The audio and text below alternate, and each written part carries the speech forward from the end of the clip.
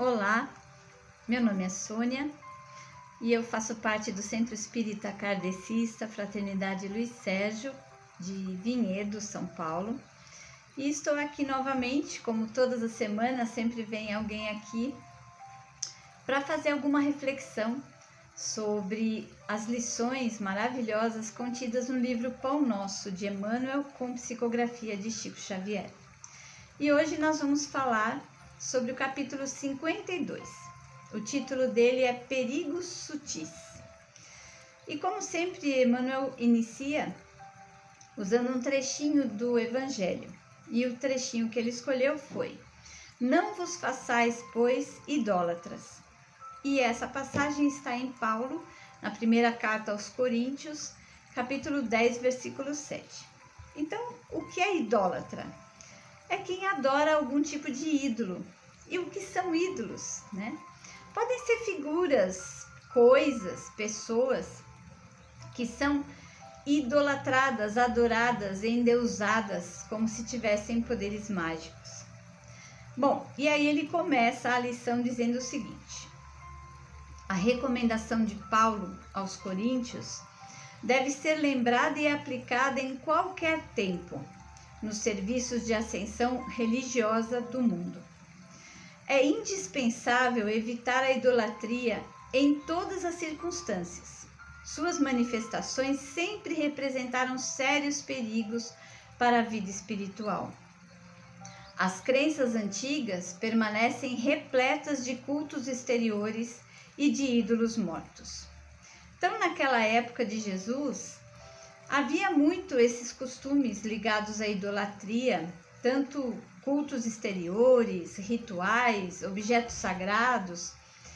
Hoje isso também ocorre em um volume um pouco menor, mas a idolatria é sempre um grande engano, porque é um risco, né? Porque se atribui o poder no lugar errado, né? Em coisas erradas, não a Deus, mas em outras questões, pessoas, lugares e coisas, e esse é sempre um grande engano. E aí ele continua a sua lição. O Consolador, enviado ao mundo, na venerável missão espiritista, vigiará contra esse venenoso processo de paralisia da alma. Aqui e acolá surgem pruridos de adoração que se faz imprescindível combater. Não mais imagens dos círculos humanos, nem instrumentos físicos supostamente santificados para cerimoniais e cerimônias convencionais, mas entidades amigas e médiuns terrenos que a inconsciência alheia vai entronizando inadvertidamente no altar frágil de honrarias fantasiosas. Então a gente vê que só mudou o foco da veneração, né? Antes eram imagens, locais, altares, objetos, e hoje corre-se o risco de venerar espíritos e médiuns. E por isso que nós temos que ficar muito atentos para não cair nesse erro. E a doutrina nos alerta muito sobre isso. E aí ele continua: é necessário reconhecer que aí temos um perigo sutil, através do qual inúmeros trabalhadores têm resvalado para o despenhadeiro da inutilidade. As homenagens inoportunas costumam perverter os médiuns dedicados e inexperientes, além de criarem certa atmosfera de incompreensão que impede a exteriorização espontânea dos verdadeiros amigos do bem no plano espiritual. Então, às vezes, o próprio médium pode venerar, idolatrar o espírito comunicante, né, que se comunica através dele. E isso compromete muito a comunicação. Outra coisa que também compromete é quando o médium começa a receber homenagens, né, justamente por conta do tipo de comunicação que ele está fazendo. E com isso ele acaba tendo justamente o efeito contrário, porque aí há o grande risco dele cair na armadilha do orgulho, da vaidade, da ilusão, do ego. E aí ele acaba mudando a sua vibração, porque ele acaba se sintonizando com entidades espirituais que estão nessa mesma vibração de orgulho, do ego, de vaidade. E aí aqueles verdadeiros amigos espirituais acabam se afastando por não haver mais a sintonia positiva que havia. Então ele acaba tendo justamente o resultado contrário do que ele queria. Esse é realmente um grande risco. E aí Emmanuel continua: ninguém se esqueça da condição de aperfeiçoamento relativo dos mensageiros desencarnados que se comunicam e do quadro de necessidades imediatas da vida dos medianeiros humanos. Então, essa também é uma questão muito importante, que a gente não pode esquecer, que o aperfeiçoamento dos espíritos comunicantes também é relativo, né?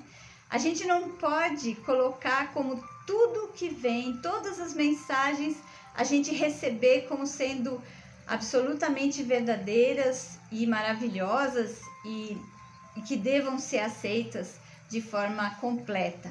Não, a gente sempre tem que ter o crivo da razão, da coerência, porque não é porque houve o desencarne, né, que a pessoa ampliou sua evolução, se tornou diferenciada e mais sábia do que ela era.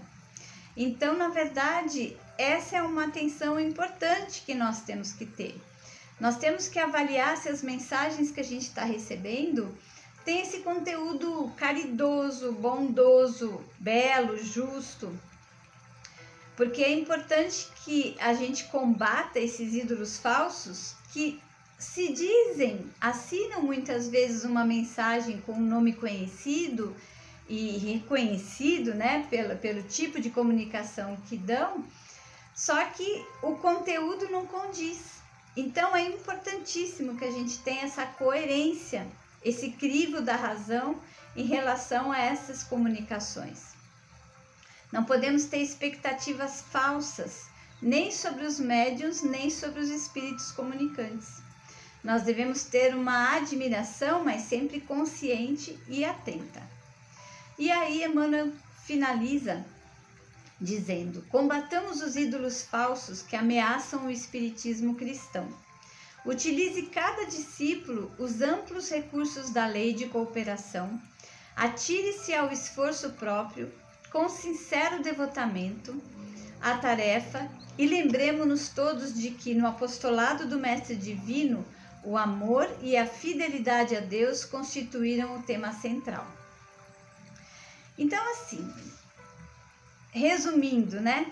Não podemos nos apegar a nenhum tipo de ritual e muito menos esperar que esses ídolos, sejam eles quais forem, venham resolver os nossos problemas sem o nosso esforço. Somos nós que temos que dar solução para os nossos problemas. E os desafios que temos na vida, né, as dificuldades, são sempre oportunidades de crescimento, se a gente conseguir aproveitar adequadamente e se a gente conseguir encarar com essa forma positiva. Então não temos que esperar que ninguém venha resolver. A gente precisa aprender o que é necessário aprender com esse desafio que surgiu em nossa vida. E quando nós agimos no bem, essa é uma outra questão importante, a gente tem que entender que nós somos reflexos ou instrumentos da fonte do bem e não a fonte do bem. A fonte do bem é Deus. Nós somos só instrumentos. A gente está podendo contribuir de alguma forma, mas a origem do bem não está em nós. Os médiuns são apenas intermediários entre o plano espiritual e o plano material. Os benfeitores espirituais, eles estão sempre buscando nos auxiliar com mensagens como essa, né, que nos alertam e nos estimulam, mas nós devemos ficar sempre atentos a elas também. E no apostolado do Mestre, nós vimos o amor, a caridade e a fidelidade a Deus sempre foram os temas centrais. Jamais Jesus falou ou esperava de nós a idolatria. Jesus é nosso guia e modelo. Ele foi o tipo mais perfeito que Deus nos ofereceu. Mas ele não quis nunca ser idolatrado, mas imitado e seguido. Então, que a gente possa aprender com esses exemplos de Jesus e modificar nossas vidas, amadurecendo espiritualmente e assumindo a responsabilidade sobre as nossas tarefas, os nossos desafios e fazendo essa modificação interior que é tão importante. E dessa forma, a gente vai estar se elevando sempre e a nossa relação com Deus, com o próximo e com nós mesmos será sempre melhor e elevada. Obrigada pela atenção, muita paz e luz a todos.